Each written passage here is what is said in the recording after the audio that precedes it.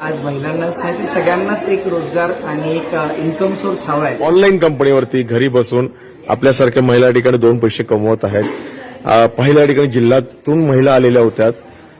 किती इन्कम घेतात आणि किती महिला या ठिकाणी आहेत?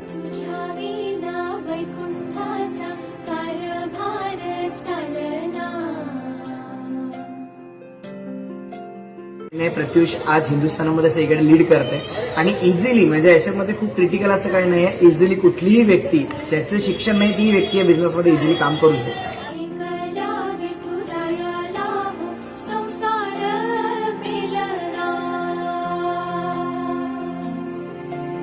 फ्लिपकार्ट झाले असे बऱ्याचशा कंपन्या आहेत त्याच्यामध्ये आपण ऑनलाईन शॉपिंग न करताना आपण प्रत्युष या फॅमिलीमधून खरेदी करू शकतो.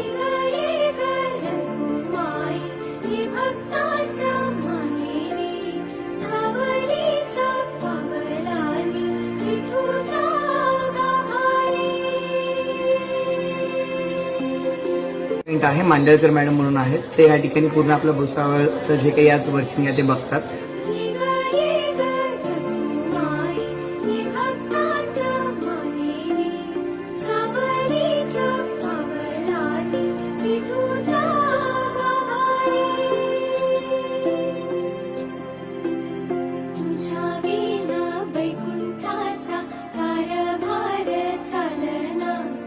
आपली जिल्हास्तरीय या ठिकाणी चर्चासत्र बैठक एक खाजगी कंपनी झालेली आहे.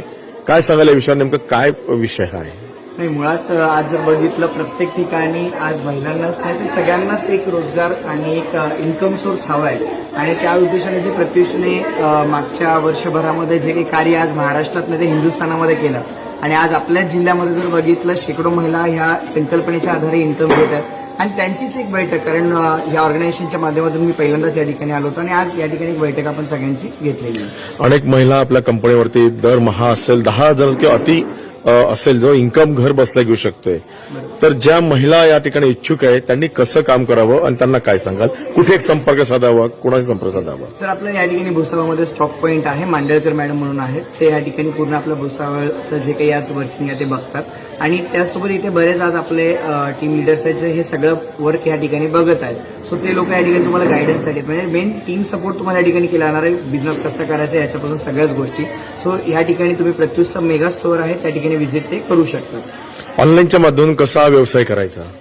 याच्यामध्ये सर ऑलरेडी ऑनलाईन सिस्टम खूप मोठी आहे. जसे आज अमेझॉन, फ्लिपकार्ट ह्या ज्या ऑर्गनायझेशन आज वर्ल्ड वाईड लीड करतात त्याच पद्धतीने प्रत्युष आज हिंदुस्थानामध्ये सगळीकडे लीड करते आणि इझिली म्हणजे याच्यामध्ये खूप क्रिटिकल असं काही नाही आहे. इझिली कुठलीही व्यक्ती ज्याचं शिक्षण नाही ती व्यक्ती या बिझनेसमध्ये इझिली काम करू शकते. ऑनलाईन कंपनीवरती घरी बसून आपल्यासारख्या महिला या ठिकाणी 2 पैसे कमवत आहेत. पहिल्या ठिकाणी जिल्ह्यातून महिला आलेल्या होत्या. किती इन्कम घेतात आणि किती महिला या ठिकाणी आहेत?